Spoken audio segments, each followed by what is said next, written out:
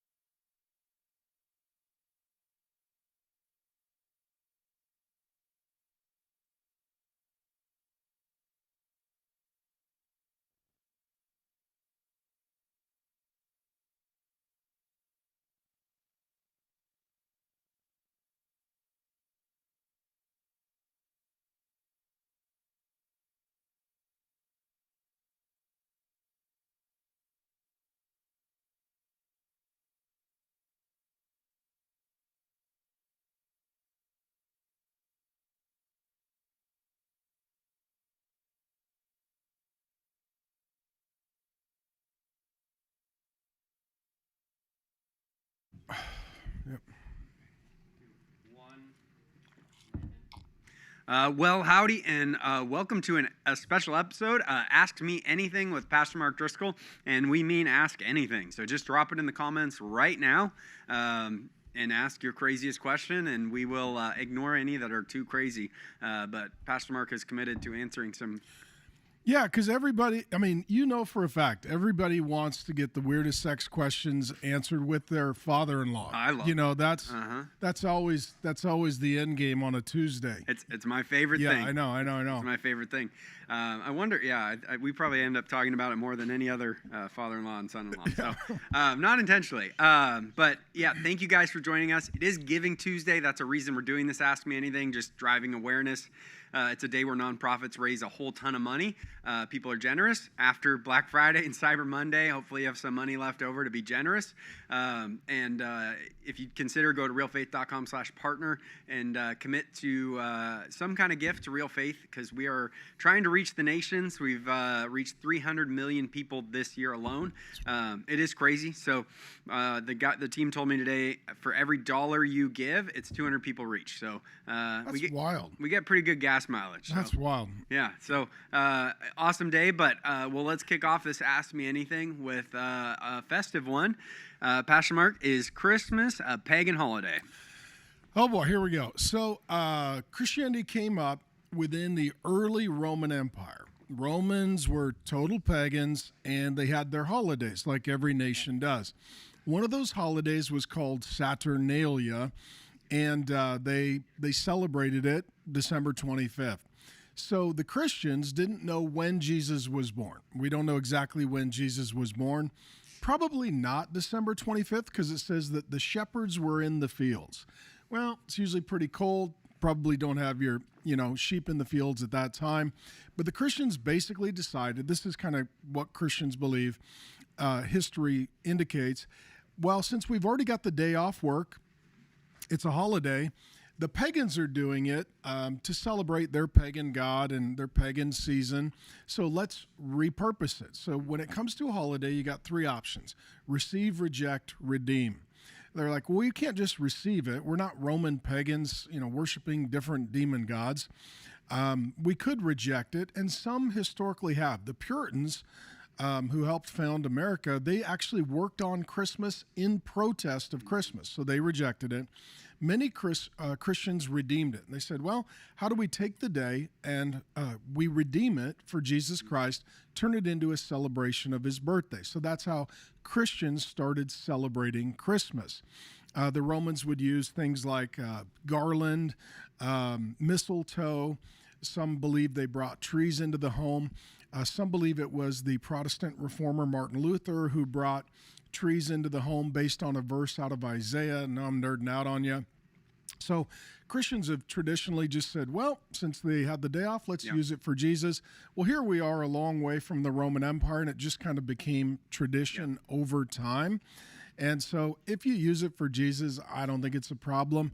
You can redeem it and use it for Christ. Okay. Is Santa satanic? No. So Santa is actually originally St. Nicholas. And so I had a lot of fun with this. Mm-hmm. So you're married to our oldest daughter, Ashley, and I had a lot of fun with the kids growing up. And I always told them the story of St. Nicholas. And St. Nicholas was actually a saint, and he argued at one of the church councils for the Trinity. So he was a strong Christian believer, defender of the truth. And he was also very generous toward the poor, especially toward children. Mm-hmm.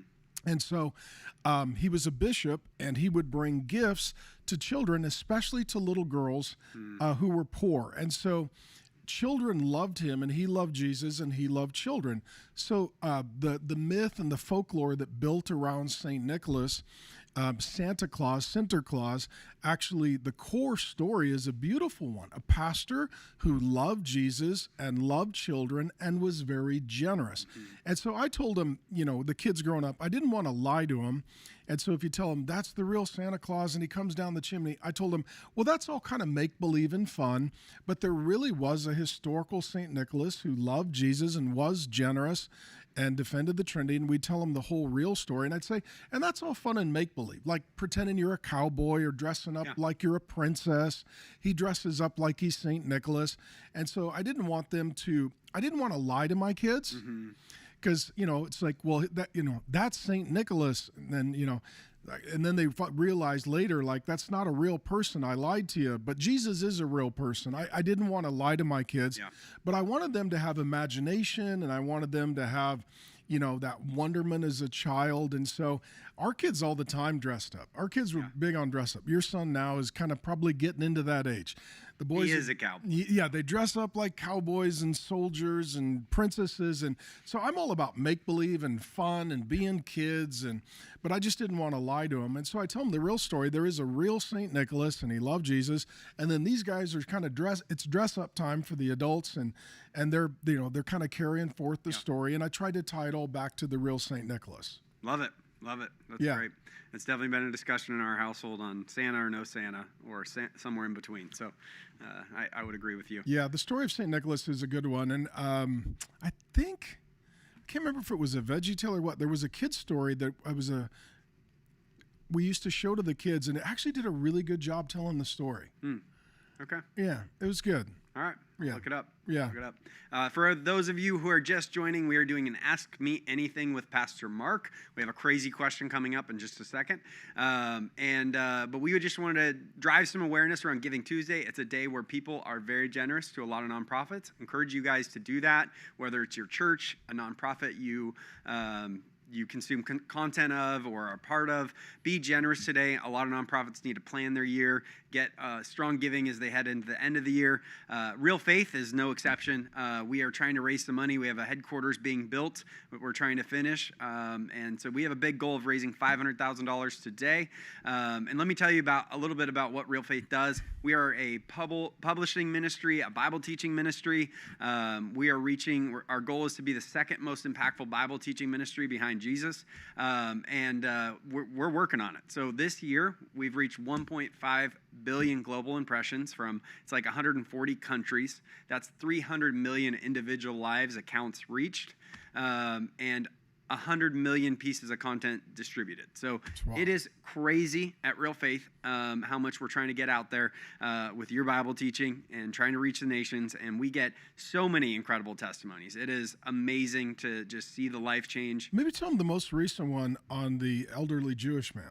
Yeah. Because that one was wild. Yeah. It was a Nazi World War II survivor, 98 years old, gets saved and writes in a testimony, like, if a 98-year-old can commit their life to Jesus. Jewish guy that was in World War II. Yeah, lived through the camps, like the whole thing, and made it. And to all of a sudden come to Jesus at 98 after going through so many hard things through your Bible teaching. So thank you for being courageous. That's unbelievable. And teaching in a way that... you do it in a way where men can be humble and come to Jesus. So thank you for doing that. And that's what we're all about at Real Faith. So if you head over to realfaith.com/partner, you can commit to a gift with Real Faith. We would really appreciate it. And it would help us launch into our next year. So thank you in advance. All right, next great question. Does filing a restraining order on my mom make me a bad person? Depends on who your mom is. Depends on who your mom is. If her name is Candace, you may need to do that. So it all depends. And so, there are certain people that they're just dangerous. So in the Bible, there's three kinds of people. There's wise, foolish, and evil. If somebody's wise, really easy to have a relationship with them. Foolish, you need boundaries and consequences. If they're truly evil, you need lawyers, guns, and money. I mean, that's what you need to deal with truly evil people. If your mom is truly evil, meaning, she is a threat to your safety, she's a threat to the safety of your children or your child, as a last resort, you may need a restraining order. I don't know the backstory, but like if your mom has brandished a firearm and threatened you, I'd get a restraining order. If your mom has threatened or attempted to seize your children and flee the state or country, I would get a restraining order. I mean, it's a last resort. This is my 30th year as a senior pastor. I mean, I've actually seen some wild and crazy things with family. And when it comes to children, people go nuts. Mm-hmm. I mean, I've actually seen grandparents seize grandchildren from school and flee the country. Like, if you got a situation like that, It's got to be pretty bad to go restraining order, because you should be able to just move away or say, hey, leave me alone. yeah. And so, it has to be really extreme. And or, some families, like if you're born into a family, like it's a cartel family, it's it's a crime family, and or, the family members really truly have like some sort of major like psychological breach or a major addiction that just puts them in a position to where they're just completely dangerous and unsafe, and you need a firm boundary between your life and theirs, or between them and your child. Yeah. In rare occasion, you may need to, but I would say you don't have bitterness. You're not just trying to punish them. You're just treating them based upon their character needs to be the driving decision. But when it comes to a point like this, sadly, tragically, sometimes we need to do that. And so, not to plug a book, but like I talk about cutoff and Fix Your Family System, and what a cutoff is. And there's 41 times in the 4 Gospels when Jesus either walks away from somebody or he lets somebody walk away from him, and he doesn't stop them. And so that's a cutoff. And sometimes with a cutoff, there needs to be a no contact order or restraining order to enforce that. So that then if that person tries to return, it literally is a criminal act. Sometimes it's a no trespass. And those are sad occasions. They're very, very rare, but sometimes they're necessary. Yep. It absolutely can be necessary. So we'll be praying for this individual, and I'm very sorry you're dealing with that. All right, here's a fun one. Is it normal for 30-year-old men to be in a 3-year relationship without proposing, asking for a friend? Jeez. I mean, if you are, you should probably stop sleeping with them. Yeah, I mean, if you're dating a guy for 3 years and he hasn't made up his mind, then he's not ready to be a husband, and or he's just waiting for the chick he really wants to be with, and you're just the placeholder. I hate to say that. And if you are sleeping with him or living with him, you need to just break up and move on immediately. And again, we're plugging the book this week, but like Fix Your Family System. So the problem in most relationships isn't just the relationship, it's the system that holds the relationship. If you're living together or sleeping together, the system that holds the relationship is a broken system. So you're going to have a broken relationship. And the longer you're in the relationship, the more the relationship is broken. And when you add children, now you have a broken multi-generational relationship, and you have a broken family. So if the system is broken, either fix the system or end the relationship. But if you keep going, it's not going to be working. But any guy after 3 years, he either knows like that's my wife or that's not my wife. And if he's like, I'm not sure or I'm not ready, what he's saying is you're not the one, or I'm not willing to put in the effort to make this a marriage. Do you think there'd be anything wrong with a woman just saying, I'm going to walk away? You can make up your mind one way or another, kind of an ultimatum. I would just, especially if you're living or sleeping together, just move out, walk away, and just say, you know what? If we're going to be together, we're not going to build on this foundation. We need to start over. But after 3 years, I mean, but at 30, it's like, if you can't make a decision at 30, like Grace and I dated 4 years before we got married, but we met at 17. And we were together like a few weeks, and I bought her a jewelry box, and she said, I gave it to her, and she said, what is that? I said, well, that's where I'm going to put the engagement ring. Because at 17, I made up my mind, that's my girl. Well, we got married at 21 in college. So we did date for 4 years because we were 17. Like, I'm a junior in high school. So there is something about dating a few years when you're really, really young, but by 30? Yeah, I was listening to a finance guy. His name's Caleb Hammer, young guy, trying to be helpful. He audits young people's finances. They send him all their stuff, and he goes through them and then gets them on a show and walks through everything. It's very interesting. But he was on a show, and he's 29, and he said it really hit him. He was at home for the holidays, and his mom gave him a picture album, and at 29, they had a 10-year-old, which was him. and he doesn't have a wife. And he's like, wow, it really hit me. I need to get married. I need to have kids. No kidding. And the advice he was given was, dude, wait 5 more years. Like, hey, you're building something right now. Just build it on your own, solidify your legacy, and then get married and have kids. And what would you say to that? Well, I would say get married as soon as you find the person that loves Jesus and loves you and that you love. You don't, you can err in one of two ways. You can just want to get married so bad you rush into marriage and you're not in love and you're not ready. Or you can wait so long that you're waiting for your life to come together. The truth is, your life comes together when you and your wife work on it. Yep. I mean, this is where it's not good to be alone.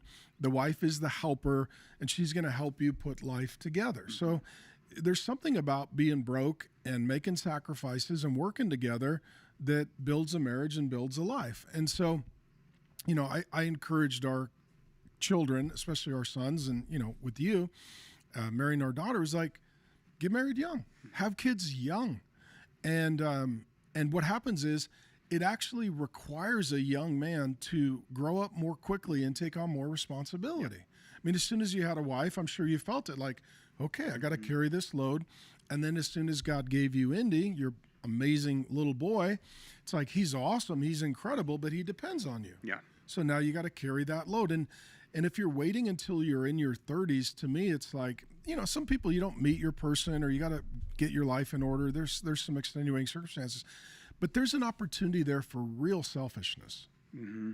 Yeah. Like if you spend all of your 20s and you're like, I only think about myself, it's really hard in your 30s then to think about somebody else and then to start to think about a child. Yep. Yep. Yeah, you always say young men are like trucks and they drive straight over the load. I feel like a lot of young men aren't even getting on the road yet. They're not. But do you regret getting married young and having a kid? No. I mean, I wish we would have gotten married sooner, younger. I think it is so much more fun to be married and figuring things out. You don't have to have it all together. You don't have to have finances together. It's just a lot more fun to be broke and together than, yeah.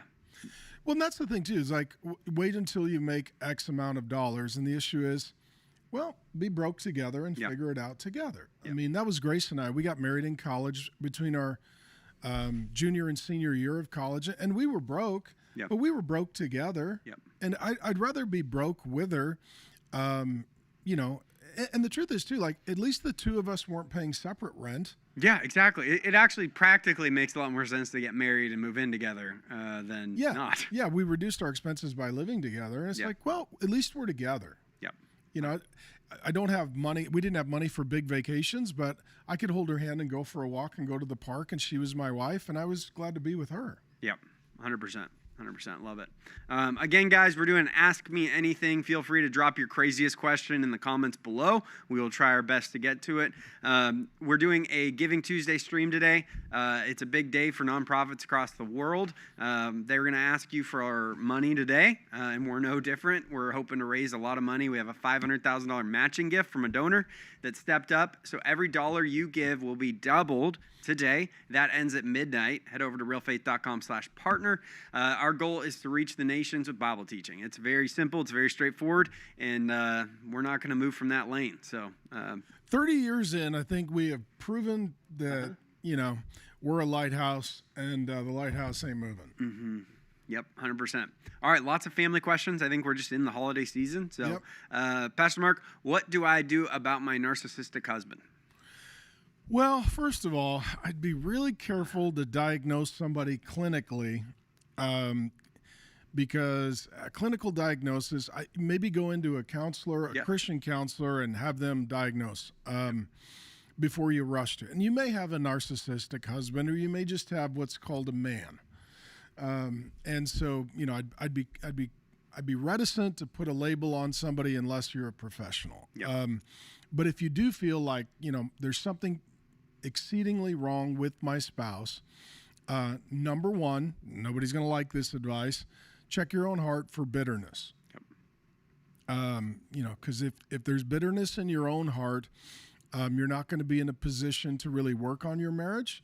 Satan's going to get access to your marriage. The Bible says, let no root of bitterness grow up, and by it many become defiled and become sexually immoral and unholy. So ultimately, what leads to sexual immorality and unholiness within the marriage is bitterness within the heart. Yep. And so, before you deal with your spouse, you got to check yourself and be like, okay, am I in a place where my motives are to glorify God and to do good by my spouse, or am I just hurt, bitter, angry, frustrated? I got to get me right with God before I am right to deal with them.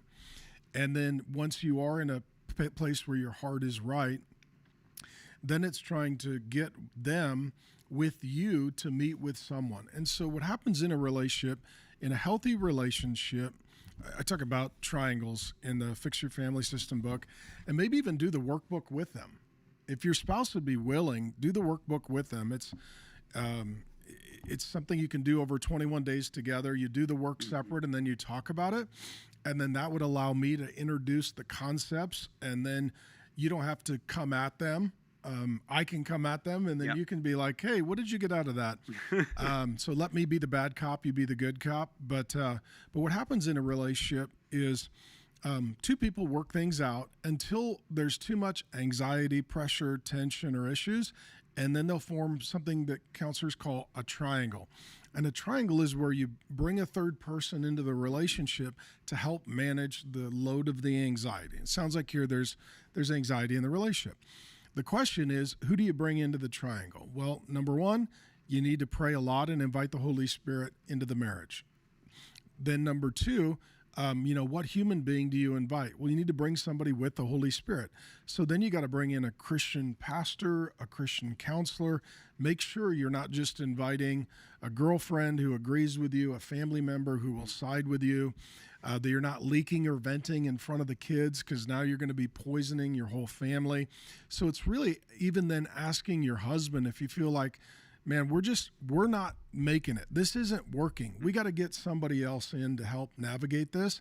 Like, we're fighting. We need an umpire to make the call. Even ask them, like, who would you be willing to talk to and listen to? Mm-hmm.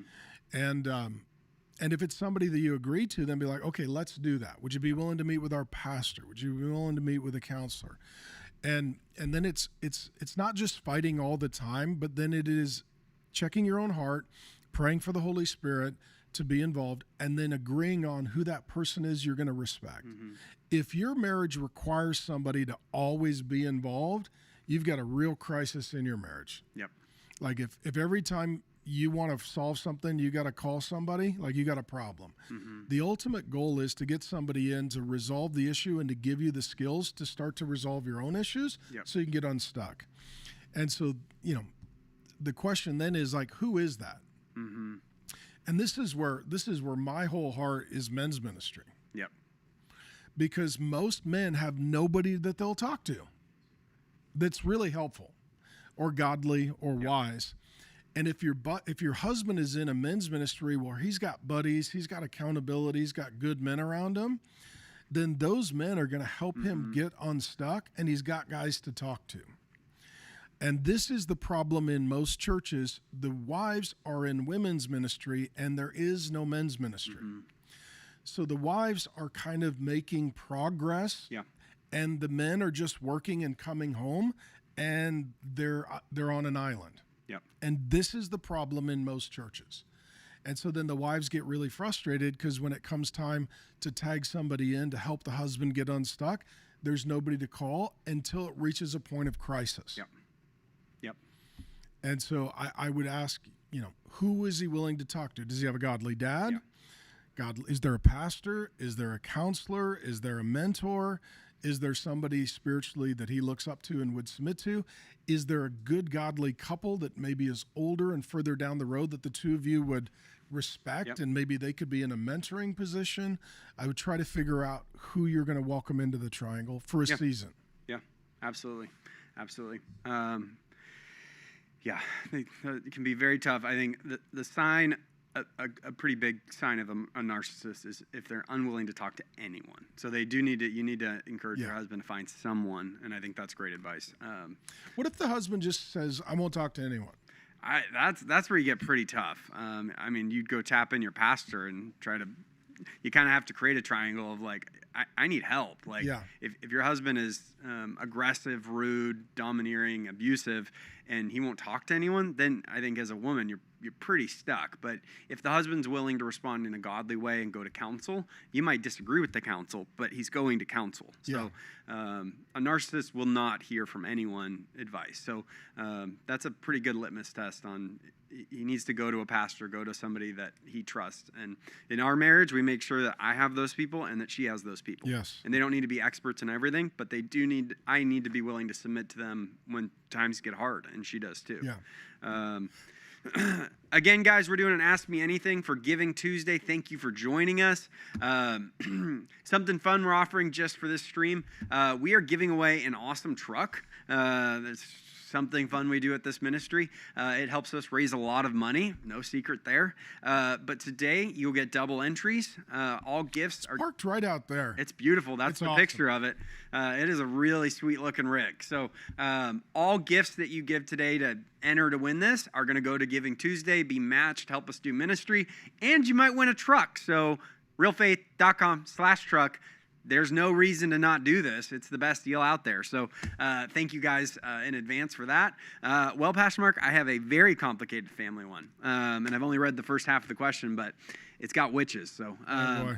my oldest daughter is dating my oldest son is dating a very sweet girl. The only issue is with her family's religious beliefs. They're witches. I need guidance on how to handle this. I'm standing my ground on what I will allow and won't allow, and what they agree with me.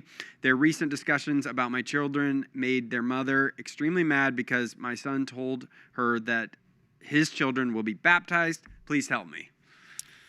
So the question is, so it sounds like in-laws, if I'm getting it right, trying to get the organization. Christian in-laws. Christian in-laws, witches. And then son loves Jesus. Oh, not in-laws, dating. So Okay, they're dating. just So potential in-laws. potential in-laws. So then the daughter of the witches, the question is, based on the question, is the daughter Christian? The daughter's a very sweet girl. That's all we know about her.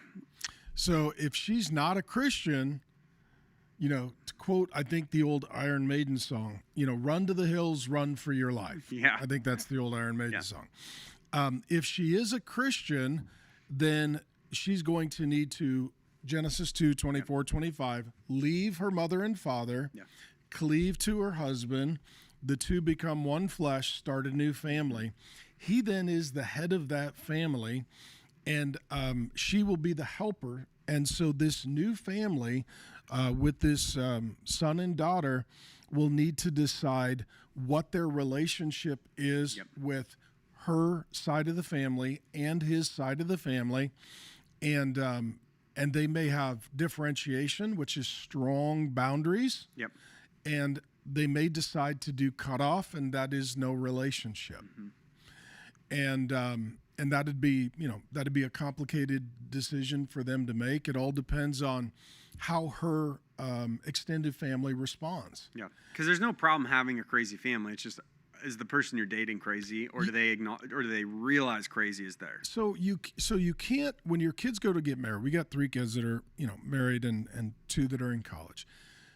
You can't punish a kid because their family's not great. It's not their fault. And sometimes the greatest kids come out of really broken families because they've seen brokenness, and they're like, well, I know we're not doing that. So they make a hard pivot.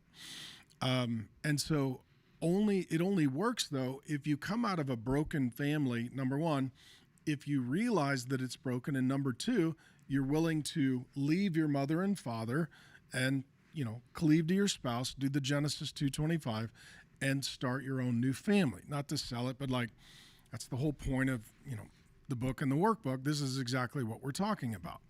And so if she is, number 1, the girl, if she's a Christian, number 1, and loves the Lord, number 2, if the girl and the boy, if they love each other and are Christians and are a good fit, and she is willing to follow his leadership, and he is willing to lead her, and this is crucial.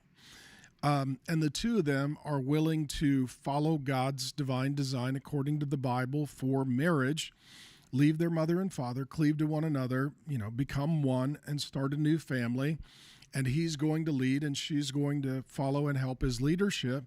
Then they're going to be fine. It's going to be hard. Yep. And then her family is probably going to force them into a hard decision, and that is either an unhealthy relationship or no relationship. There's only three kinds of relationships: healthy relationships, unhealthy relationships, and no relationships. Yep. And when you're a young married couple and you're dealing with an unhealthy extended family, you've got to decide what kind of relationship we have: unhealthy, healthy, or no relationship. And you got to decide that ideally before the kids come, because it's one thing for you and your spouse to deal with sort of an unhealthy extended family, but it's a whole nother thing when you start adding kids to it. Do you think it's possible to have a healthy relationship with witches? No. Yes. Because I mean, it's like that's demonic. that's like a date. Like, it's not like, oh, they're unhealthy. It's like, no, they're demonic. evil. They're already evil. So there's three kinds of evil. There's wise, foolish, and evil. Wise people live by the spirit. Foolish people live by the flesh. Evil people live by the demonic. If they are genuinely witches and into witchcraft, they're demonic, they're evil. Yep. And so, I mean, again, we're just down the fairway. Yep. Literally, all of this is in the book. Yep. And so, so I talk about 4 generations of Abraham's family. So Abraham is generation 1. It's Abraham, Isaac, Jacob, and Joseph, 4 generations of the family in Genesis. So God called Abraham and Sarah, the first generation, to cut off Abraham's family and his father. And he did so. It was Joshua 24:2 says that Abraham's father served other gods, Yep. demons. So Abraham's dad was worshiping demons. Same thing as witchcraft. Yep. So God said, leave. Yep. Cut them off. Like, grandpa can't be involved. Yep. Okay. And so if you're dealing with extended families, like they're just actually worshiping demons and fully demonic, they're going to put oppression on the marriage, and they're going to put generational demonic curses on the grandkids. Out. Yeah, the lady just responded. Her daughter is a Christian, so she's trying to navigate this as a potential mother-in-law. Then love that girl, and don't punish her, and let the boy and the girl marry, and let let the son be the head of household. Honestly, like, let's send them a bucket of these. Let's send them a box of these. But like today, like, so in the other room, like I'm the father-in-law, and I'm the grandpa, which is awesome. Yep. But like today, when I showed up here at the ranch, your son was here, my little buddy, and so I get down on one knee, and I'm like this, and little cowboy is running at me and jumps into my arms, and I give him a big hug and tell him I love him, because the bond between me and your son is real tight, and I love him with my whole heart. And if I was worshiping demons, the confusion and oppression on that little boy. Yeah, I won't do it on either side of the family. No. It's like I'll start. I'm just thinking about it, like crying. Like, if he loved me and I hated Jesus and loved demons, the confusion and oppression on that little boy. You have to, you need to protect your marriage, but you really have your to. Kid. Your kids are innocent, and they're trusting that you're putting them in a healthy environment. Oh my gosh. The spiritual is the one I will not, there will be no compromise from me. So I'm very sorry, but if you were demonic, you're out. Yeah. Well, and then, like, what if I'm praying over him? Demonic oppression. What if I'm, bringing witchcraft and sorcery and divination into his life? And like you can't, terrifying. Like, you can't put that on a baby. You can't put that on a grandkid. You can't do that. And so it's at that point, it's not about the grandparents, it's about the kid, and it's not about the parents. It's about the next generation. And so, selfish, unhealthy family systems is always about, well, what about the older generation? A healthy family system is always about, what about the kids and what about the grandkids? Yep. And so, yeah, on this one, like, I would tell the mom, sounds like the mom is concerned, love this girl like a daughter, have your husband love her like a daughter, encourage her faith and growth in Christ, encourage their marriage and walk with Jesus and sensitivity to the Holy Spirit, and encourage your son, hey, once you guys are married, you're a new family. Yep. He's the head of household. You guys leave your mother and father, and if they're unhealthy or demonic, you can have hard boundaries, and if you need to, you can cut them off and pray for their repentance and salvation.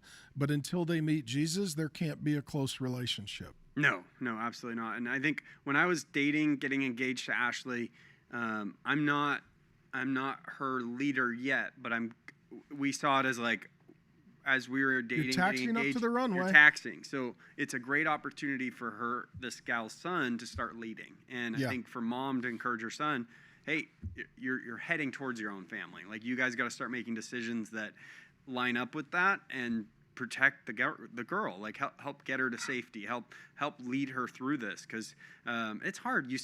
If your parents are witches, you still love them. Yeah. It's hard. There's a codependency there. There's a love there. But the husband needs to lead. And it becomes an evangelistic relationship. Your job is not to save them, but you're like, hey, we're going to pray for their salvation. We're going to, when we have opportunity, we're going to talk to them about Christ.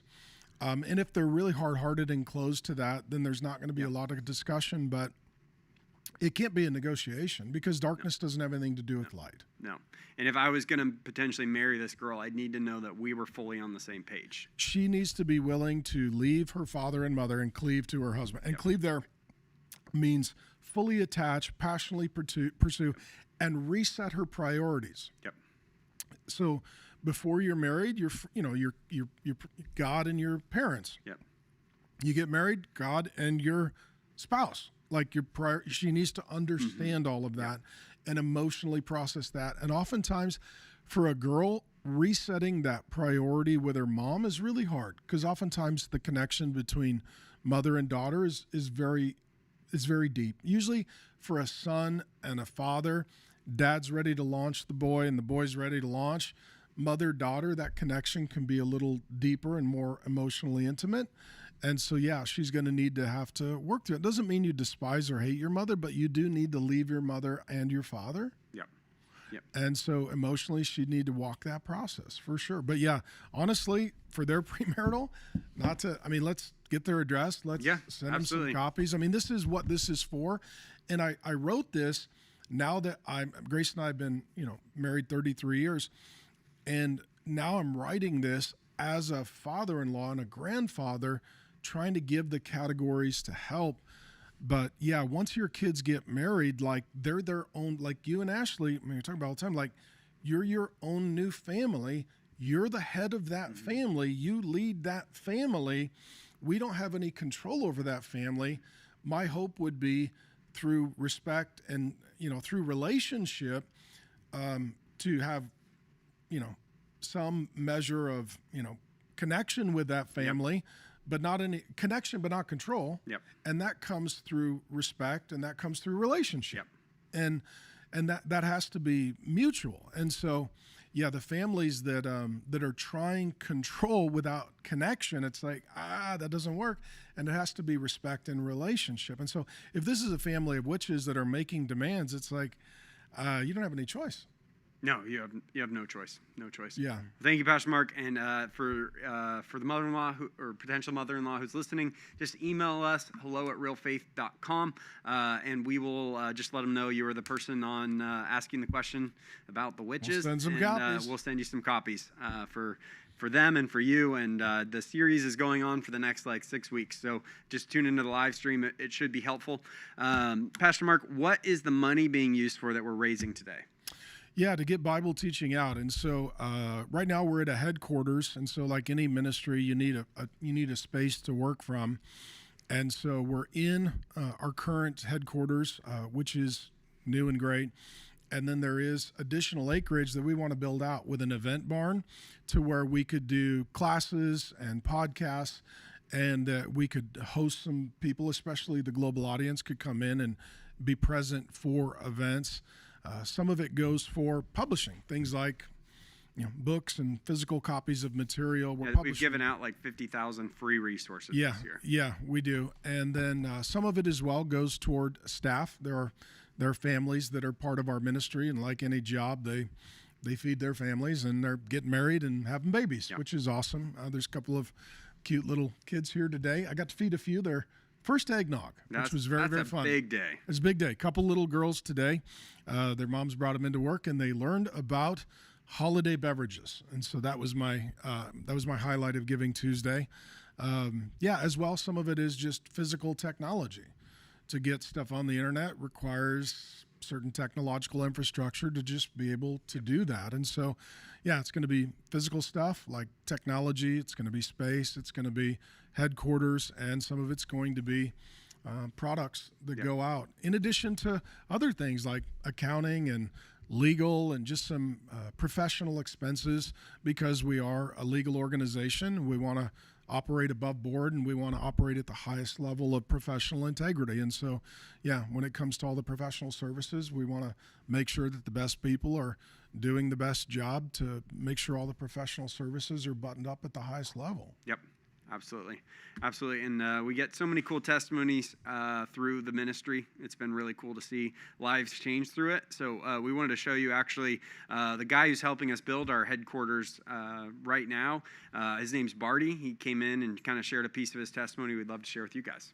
Jesus has done so much in my life and all the lives of the guys that I'm surrounded with, the guys we all get to experience truth through the gospel message that's carried through Real Faith Ministries. So what is the impact Pastor Mark's had in your life and Real Men? And you've brought probably more people to Real Men than anyone I know. So why are you so passionate about the content? So the community at Real Faith and with Pastor Mark, I never had a church community in my entire life. Ever. Never prior to being involved with Real Faith and Pastor Mark.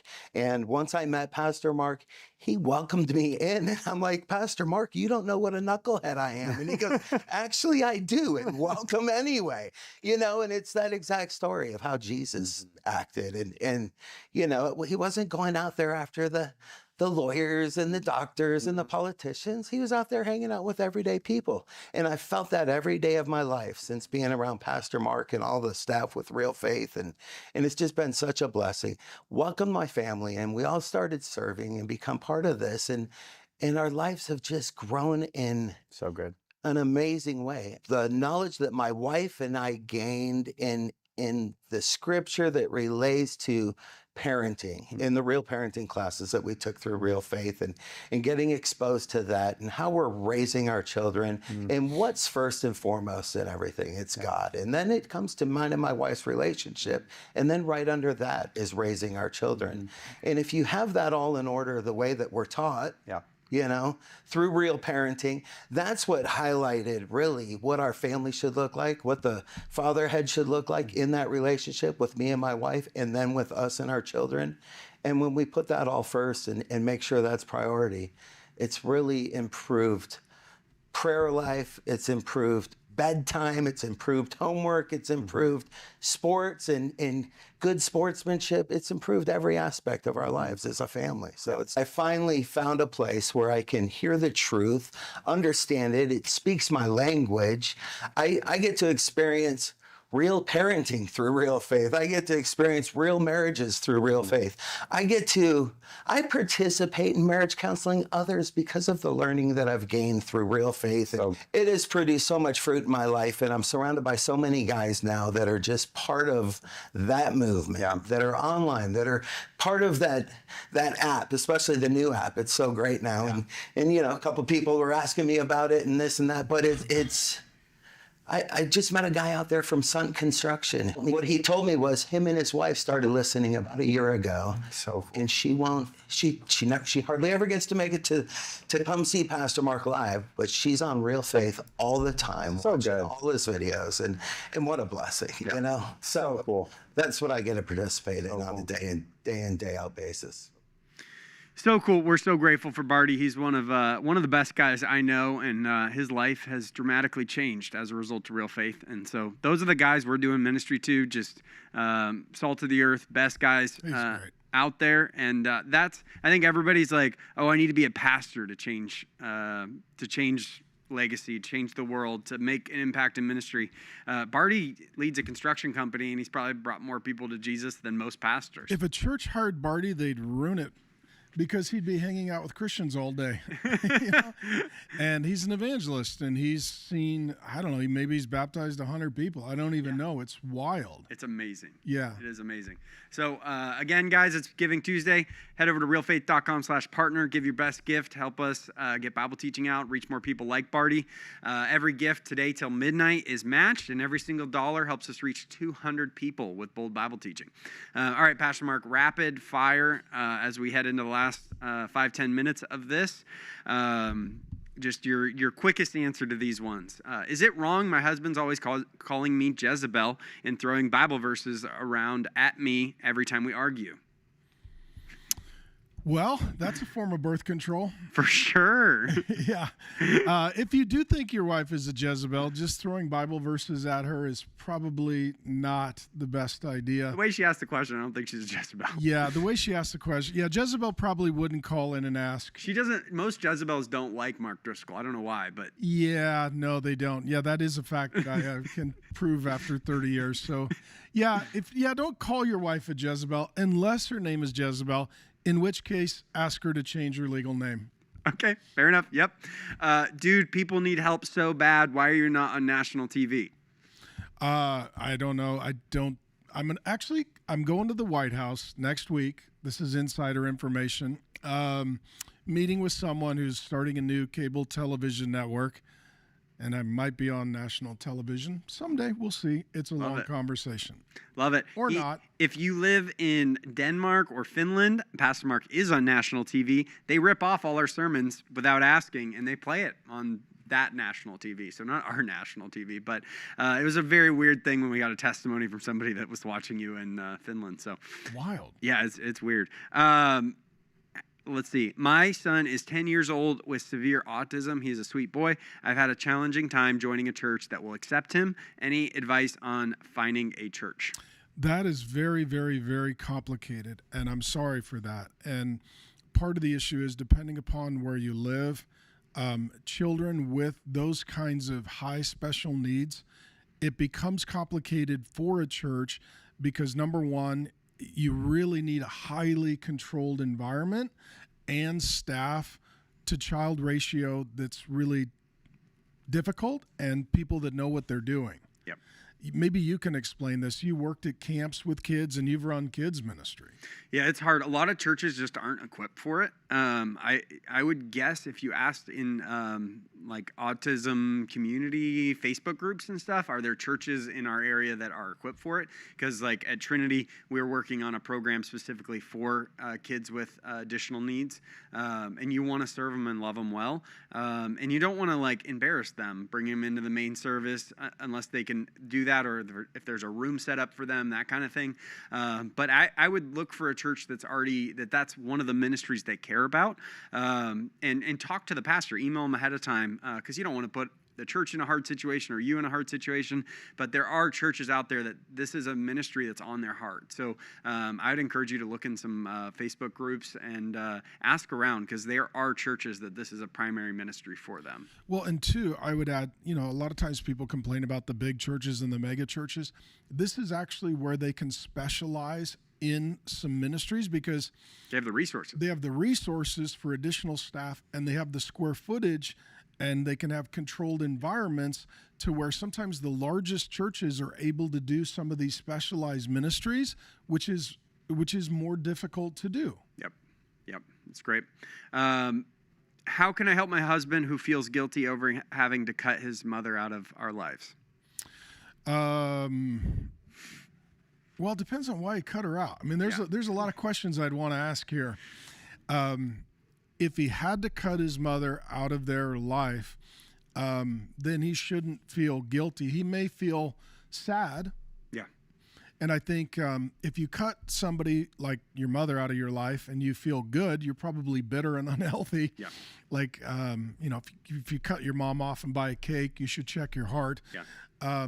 But if he's sad, that's one thing. But if he feels guilty, then I would ask him to just meet with somebody and check. To check, did he make a mistake? do something wrong, or is the relationship so unhealthy that he feels guilty for their behavior? Yeah, I think, and especially with sons that have controlling, overbearing moms that you would need to cut off, there's been codependency built up for so many years that when you do cut them off, you feel like, I did something wrong. Because Yeah. you're breaking a generational curse. Yeah. And I think one of the most healing things for a husband is a really warm relationship with his wife, Yeah. and his wife being very kind to him and extra grace for him in those seasons. Yeah. Yeah. Love, support, thank, encourage, bless, and just constantly reminding him as a wife, like, thank you for prioritizing our family, the health of our family, and the legacy and future of our family. Yep. Yep. So that he's looking forward to the future and not just looking back. Yep, 100%. Totally Yeah. agree. We have one more question. It's a good one. Just a reminder today, guys, today is Giving Tuesday. We had a donor step up, and he will give up to $500,000 for every dollar we raise today. So if you give $1, he's going to give an additional $1. So it's matched up to $500,000. Help us not miss out on any of this. Head over to realfaith.com/partner. It ends at midnight, so giddy up. Last question, Pastor Mark, and it's a simple one. Can a prenup be structured in a way that is biblical?